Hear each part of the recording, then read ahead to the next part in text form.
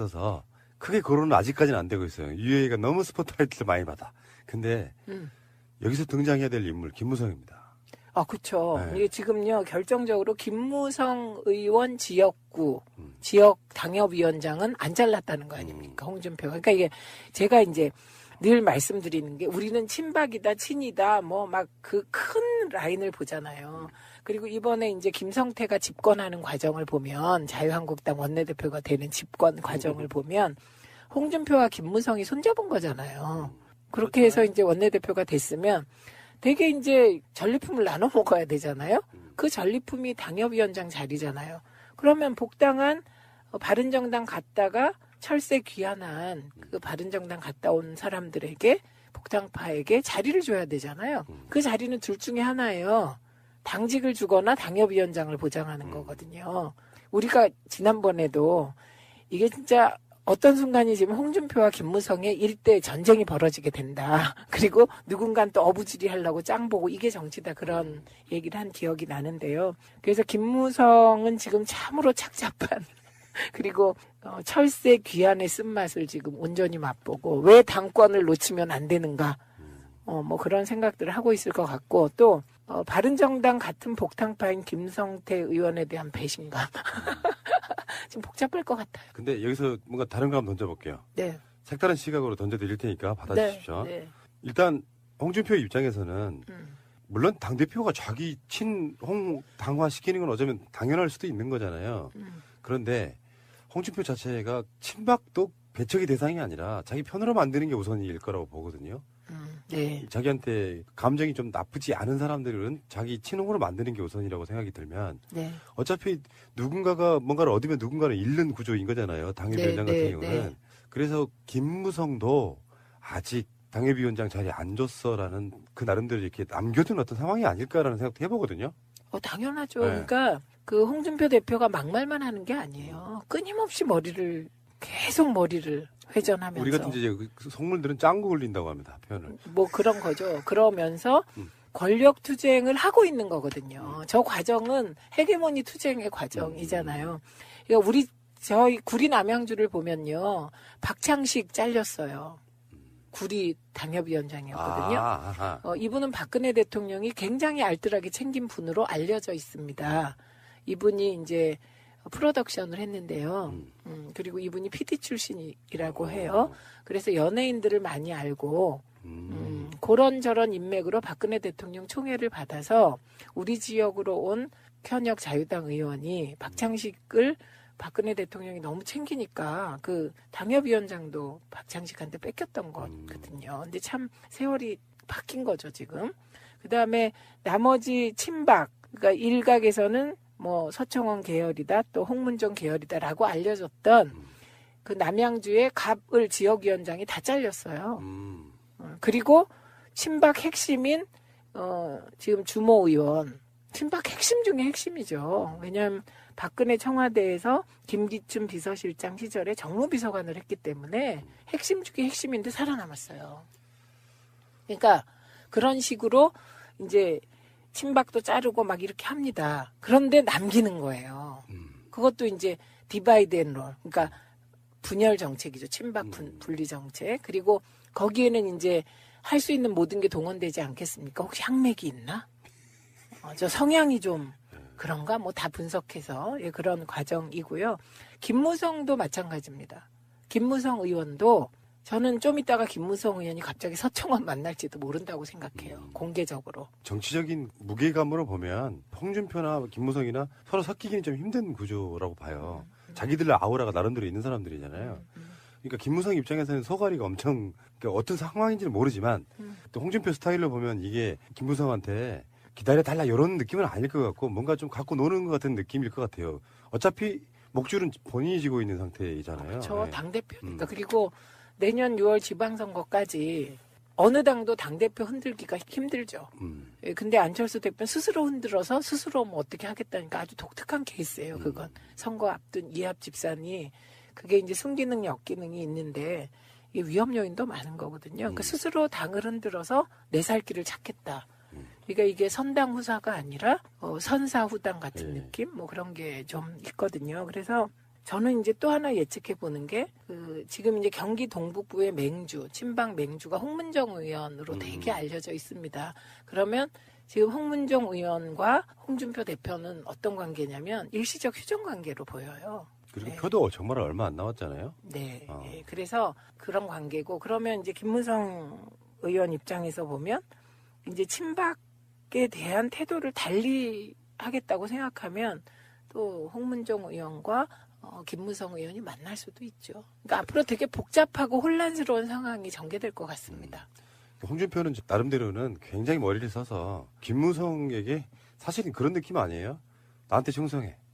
너는 한 단계 낮은 급이야. 나한테 무릎 꿇어. 이런 느낌도 좀 있는 것 같아요. 일부 복당파들은 당협위원장 주고 일부는 안 주고 하는 방법으로 네. 다 주면 생기는 반발도 무마하고 복당파라고 해서 다 받아주잖아 하는 그런 인증도 좀 되고 그렇죠. 머리 잘 쓴 것 같습니다. 그걸 보면 우리들이 일할 때, 우리가 옛날에 통합도 하고 뭐를 할 때 보면 우리는 그런 식으로를 하질 않아요. 그냥 원칙을 정해서 원칙에 맞으면 다 하는 거거든요. 그리고 원칙에 안 맞으면 안 하고. 그러니까 그 정치를 오래 하신 분들이 우리 세력을 보면 참 저 진짜 수가 났다 이렇게 생각하시면서 비웃고 그러실 것 같은데 결국은 끝은 다른 것 같아요.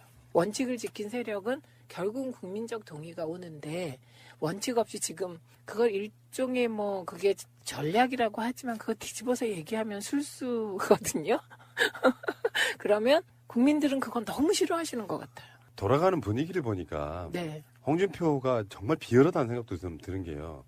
저쪽의 분위기 보도를 보니까 어떤 느낌이냐면 진짜로 김무성이 부글부글 한다는데 그렇다고 김무성이 또 나갈 수도 없잖아요. 그쵸. 그러니까 어차피 이 사람은 퇴로가 막힌 상태. 또 나가면 그냥 바보 인정인 거고 당내 투쟁을 해야 되는 상황인데 홍준표가 당대표다 보니까 홍준표 쪽으로 몰리는 사람들은 많아질 것이고 정말로 고립무원이 될 것인지 아니면 어느 날 손을 내밀 것인지 여러 가지로 복잡해지네요. 그렇죠. 그리고 보통은 이제 이런 경우 복당파의 수장 비슷하게 김무성 의원이 계속 얘기가 되면 김무성 의원 지역구 정도는 보장하는 게 과거에 자유한국당 네. 쪽의 셈법이었어요.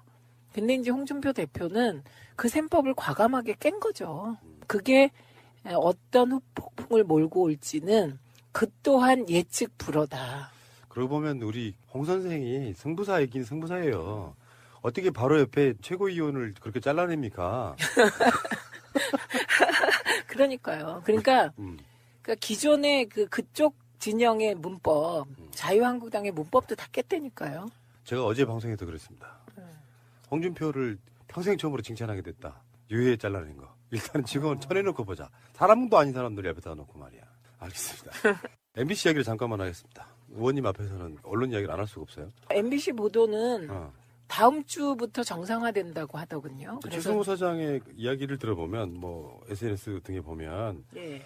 26일 저녁 8시에 MBC 뉴스데스크 지금 임시로 뉴스하고 있거든요. 네. MBC 뉴스데스크가 재개되는데 네. 앵커에는 이제 해직 기자 출신의 박성호 기자하고 손정은 아나운서가 맡기로 했다고 이야기합니다. 근데 이 둘이 쫓겨나기 전에 그 뉴스데스크를 진행하던 팀이네요, 보니까. 예, 그러니까 5년, MBC의 치욕의 5년을 인정하지 않고 다시 시작하겠다는 뜻이네요. 아, 그 의미는 굉장하네요. 그 네, 느낌이요. 네, 그거예요. 야, 어쨌건 사실 이런 논란들이 있잖아요. 너무나 잘 아시겠지만 최승호 사장을 어떤 스탠스로 볼 거냐. 최승호 사장은 그냥 PD고, 예, PD고 정파성이 별로 없는 인물이에요. 예, 그래서 이게 이제 제가 방송위원회 부위원장을 하면서 보면 이제 와서 고백하자면 저는 MBC가 좀 노무현 대통령에 대해서 우호적인 보도는 아니라도 조중동 같지 않은 보도를 해줬으면 좋겠다는 바람이 있지 않겠습니까? 근데 이제 제가 그걸 직접 뭐 사장한테 얘기하겠어요? 뭐 얘기하겠어요? 그런데 가끔 가다 보면 KBS도 MBC도 조중동 쫓아가면서 너무 속상하게 하는 거예요. 그때 분통 터지는 일들이 있었죠. 그러니까 그래서 섭섭한 게 너무 많았어요. 제가. 이거는 이제 저의 정파적인 바람인 거죠. 예, 그리고 저는 뭐 집권하고 나면 모든 정부가 방송이 그 우호적인 보도를 해주면 좋겠다 이런 생각하는 건 인지상정이죠. 그러니까 공정성 이전에 네. 국가를 생각한다면 어느 정도 이렇게 중심 잡아주는 역할도 해야 되는 네, 거죠. 그런데 기계적 중립에 빠져서 뭐 예를 들면 참여정부 말기 진짜 좋은 프로젝트들 많았거든요. 러시아 가스관 이런 건 했어야 되는 거예요. 그것도 결국 언론이 흔들어서 못했거든요. 그런데 언론이 흔들 때 언론 흔들지 마라. 이건 필요한 일이다라고 공영방송이 해주는 게 저는 국익에 맞다고 봅니다. 맞습니다. 근데 그렇게 안 했기 때문에 섭섭함이 너무 많아요. 그런데 또 하나 섭섭함은 뭐냐면 제가 같이 언론운동을 오래 하면서 보면 이명박근혜 정부 때 그들이 보여준 태도가 너무 약한 거예요. 우리한테 할 때에 비해서. 그래서 그런 게 있었어요. 그런데 지난 9년 동안 너무나 고생을 하면서 기계적 중립하지 않겠다고 하니까 지켜보겠습니다. 그래서 저 MBC 뉴스 안 봐요, 아직. 예. 그리고 어떤 면에서 보면 언론의 공정 보도란 정답은 없어요. 정답은 없어요. 다 만족시키는 방송은 사실 불가능하죠. 그래서 있는 그대로만 보도해라. 이게 저는 제 생각이고요. 자, 알겠습니다. 네, 8430님, 봉도사님 성공 멋지십니다. 오민석 판사는 안 되겠네요. 오민석 노. 7750, 운전 중인데 아름다운 구속. 진짜 빵 터졌네요. 선곡 센스 굿. 예, 제가 한 게 아니라 우리 PD 작가님들이 하셨습니다. 이렇게 그 공을 스태프들에게 돌리는 이 아름다운 선행. 예, 박수. 짝짝짝. 예. 예, 뭐 기사 얘기하세요. 이면합의 얘기를 해야 할 것 같습니다. 2015년 12월 28일 이루어진 일본군 위안부 피해자 문제에 대한 한일 합의입니다. 이거 우리 그때 다 알고 있었잖아요. 다 알고 있었죠. 추정했죠. 추정이죠. 합리적 추정. 그러니까 합리적 추정이 드디어 이제 사실로 밝혀지는 거죠. 맞아요. 이게 9월 9일 네. 천안문 전승절 기념 행사에서부터 시작이 되는 거 아니에요. 그 얘기부터 하는 매체가 좀 별로 없는데요. 그러면 네. 전승절 기념 행사 올라가니까 네. 오바마가 부르죠. 그렇죠. 미국은 굉장히 불편했죠. 예, 네. 당신들 중국 쪽으로 갈 거냐? 그리고 일본하고 계속 싸우고 있을 거냐? 그래갖고 10월 말에 아베와 박근혜와 오바마가 미국에서 한미일이 만났어요. 만나죠. 한미일이 예. 만나고 예. 거기서 이제 야단을 치죠. 둘이 친하게 지내라. 네. 그러니까 11월에 한일이 한 번 더 한일이, 만나고 그렇죠. 예. 12월 28일 드디어 가장 껄끄러웠던 위안부 문제에 대한 합의를 합니다. 그게 시작이죠. 네. 그게 시작이죠. 그게 시작이고 모든 말하자면 국제의 문제와 관련된 특히나 이제 안보와 관련된 것까지 예. 맞물려서 그때부터 시작이 됩니다. 일본은 미국이죠. 미국은 MD 체제로 들어가기 위한 사드 문제를 해결하는 것이고. 그렇죠. 일본은 보통 국가로 가는 군사 동맹으로 가는 그렇죠. 도전을 무장할 수 있는. 그렇죠. 한국은 사드를 배치하고 챙기는 누굴까요? 챙기는 사람 뻔하죠. 박근혜 뒤에서 챙겼던 사람. 실제로 그것에 대한 수사도 돼 있었습니다. 어느 정도. 예. 이면합의 간단하게 짚어보고 그쪽으로 좀 넘어가려고 예, 하는데요. 우리가 아빠 뉴스에서 하지만 예. 그래도 간단하게 정리를 간단하게 해주시고요. 했습니다. 이면 합의 내용을 좀 들여다볼까요? 한국 정신대 문제 대책협의회 정대협이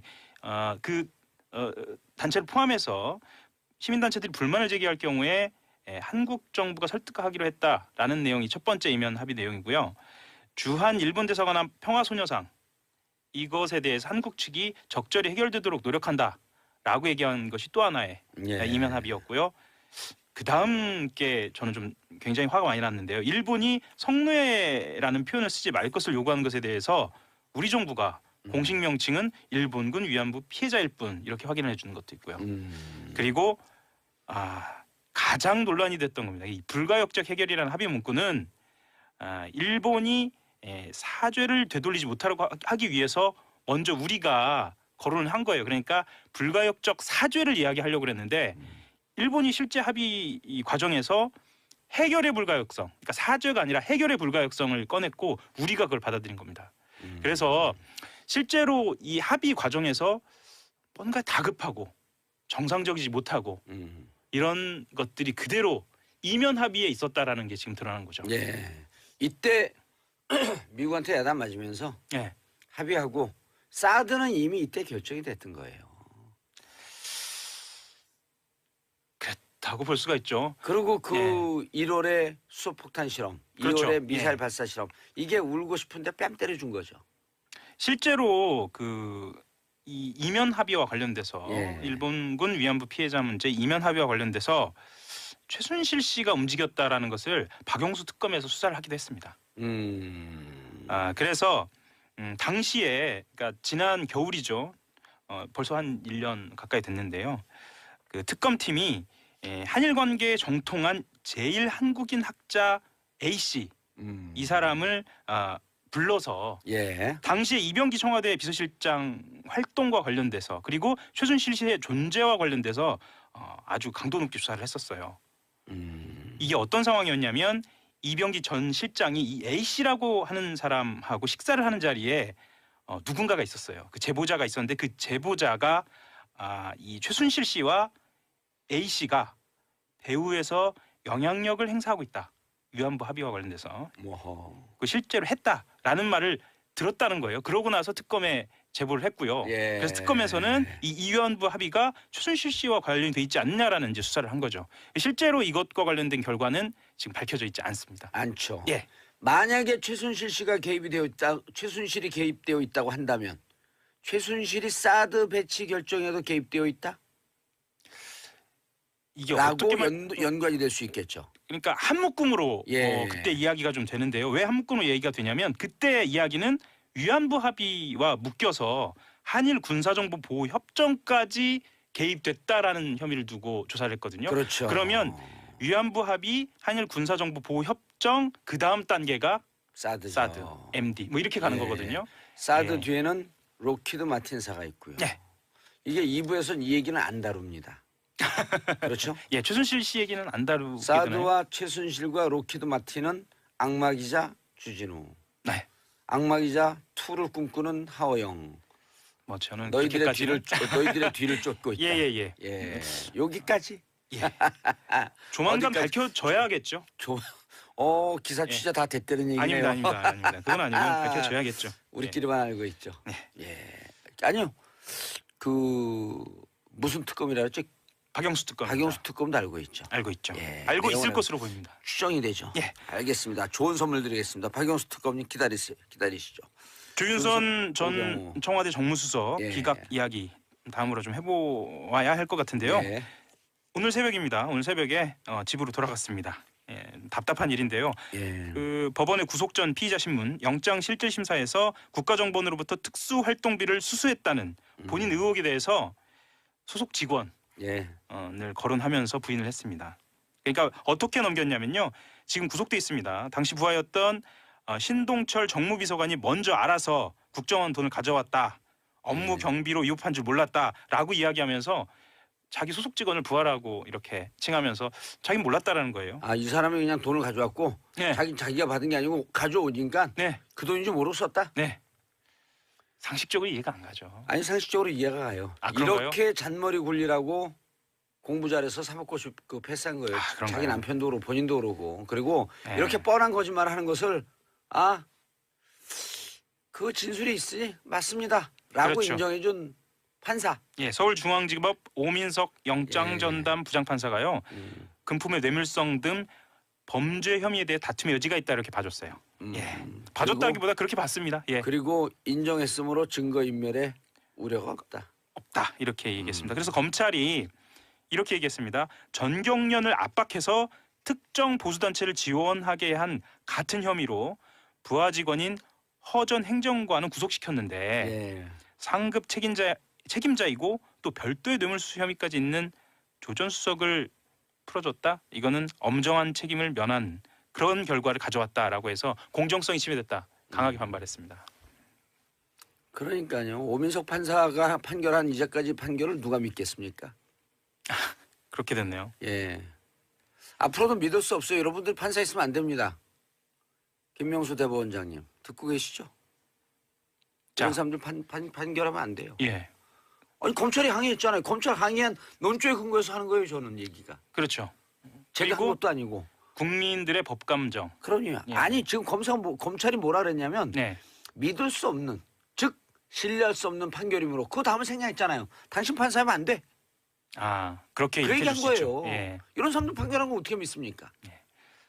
상대적으로 우병우 네. 전 수석은 어쨌거나 구속 상태 풀어달라고 하는 요구가 받아들여지지 않았습니다. 예. 서울중앙지법 형사합의 2부 이유철 부장판사. 예. 제가 이름을 이야기하는 건 뒤에 좀 설명을 좀 할 텐데요. 예. 이유철 부장판사는 기존 구속영장 발부에 따른 구속이 적법하다라고 아주 심플하게 간단하게 그 거부의 뜻을 밝혔어요. 사정 변경이 없었다. 그렇죠. 아하. 예.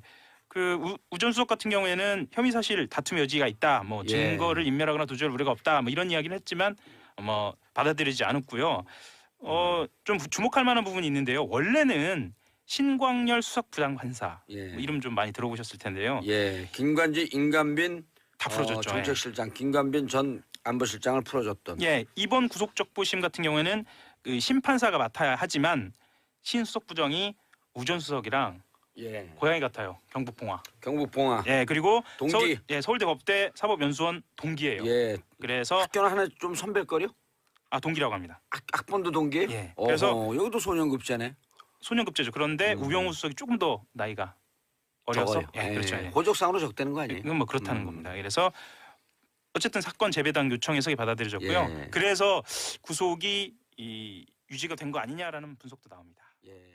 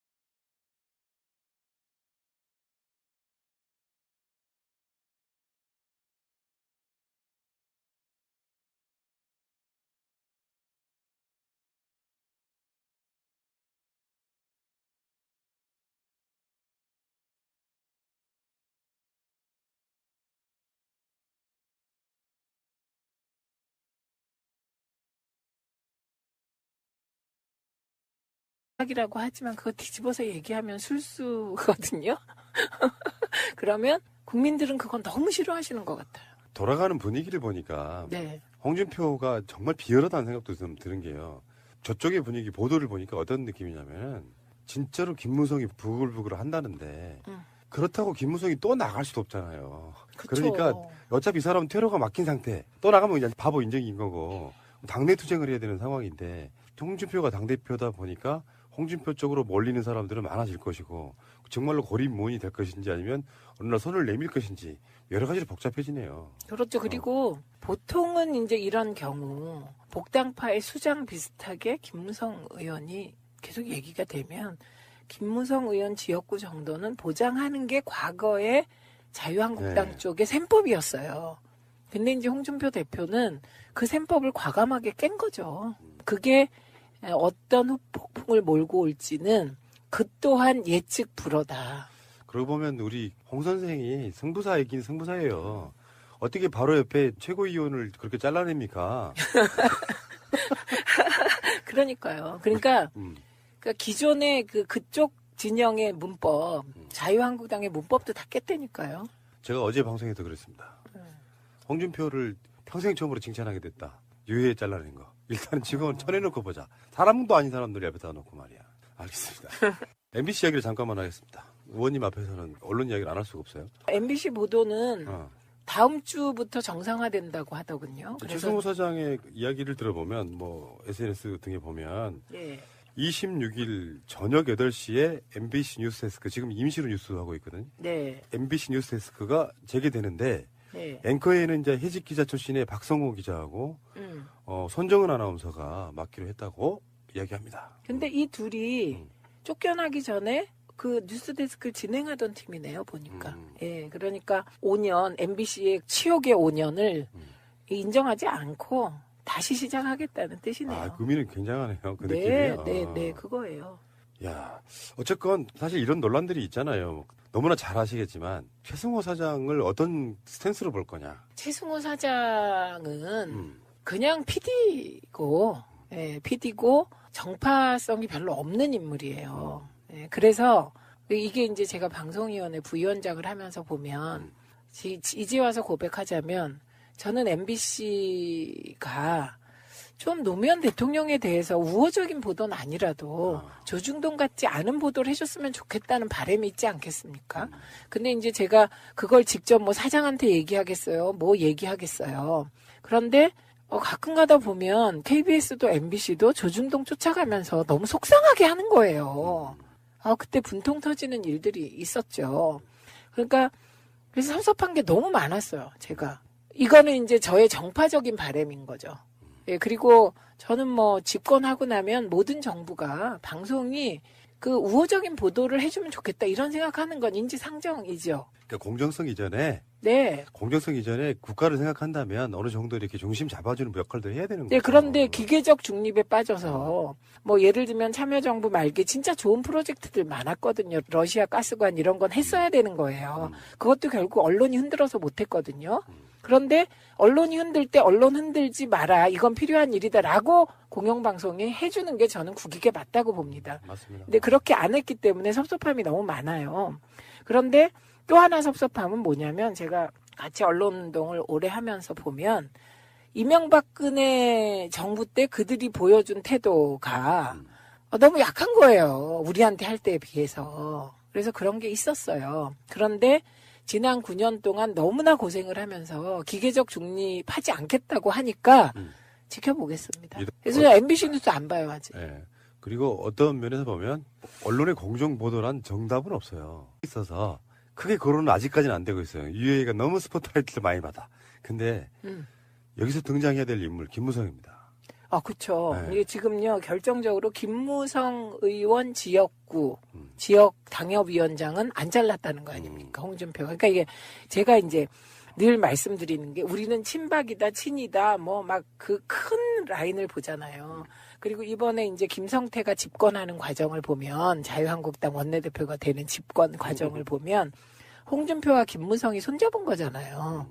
그렇게 해서 이제 원내대표가 됐으면 되게 이제 전리품을 나눠 먹어야 되잖아요.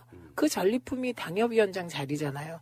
그러면 복당한 바른정당 갔다가 철새 귀환한 그 바른정당 갔다 온 사람들에게 복당파에게 자리를 줘야 되잖아요. 그 자리는 둘 중에 하나예요. 당직을 주거나 당협위원장을 보장하는 거거든요. 우리가 지난번에도 이게 진짜 어떤 순간이지만 홍준표와 김무성의 일대 전쟁이 벌어지게 된다. 그리고 누군가는 또 어부지리 하려고 짱 보고 이게 정치다 그런 얘기를 한 기억이 나는데요. 그래서 김무성은 지금 참으로 착잡한 그리고 철새 귀환의 쓴맛을 지금 온전히 맛보고 왜 당권을 놓치면 안 되는가 뭐 그런 생각들을 하고 있을 것 같고 또 바른정당 같은 복당파인 김성태 의원에 대한 배신감 지금 복잡할 것 같아요. 근데 여기서 뭔가 다른 거 한번 던져볼게요. 네. 색다른 시각으로 던져드릴 테니까 받아주십시오. 네. 일단 홍준표 입장에서는 물론 당대표가 자기 친홍 당화시키는 건 어쩌면 당연할 수도 있는 거잖아요.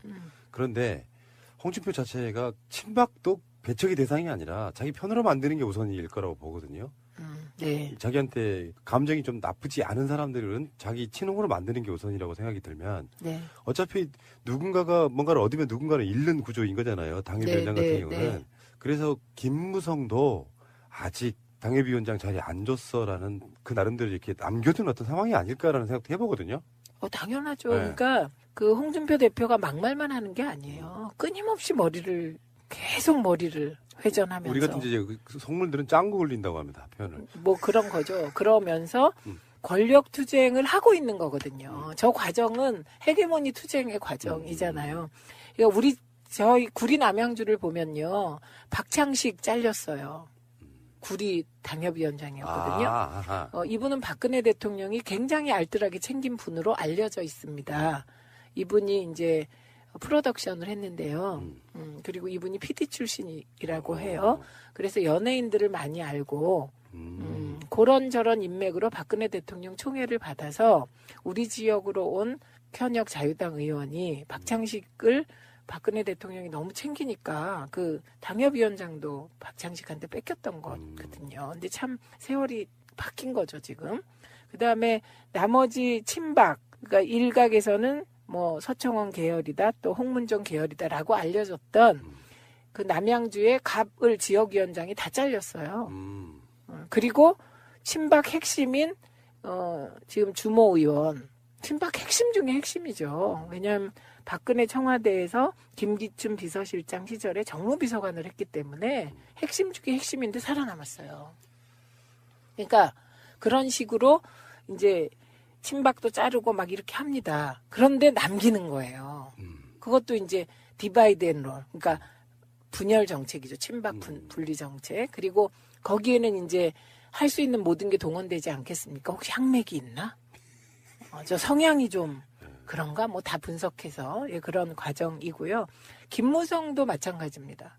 김무성 의원도 저는 좀 이따가 김무성 의원이 갑자기 서청원 만날지도 모른다고 생각해요. 공개적으로. 정치적인 무게감으로 보면 홍준표나 김무성이나 서로 섞이기는 좀 힘든 구조라고 봐요. 자기들 아우라가 나름대로 있는 사람들이잖아요.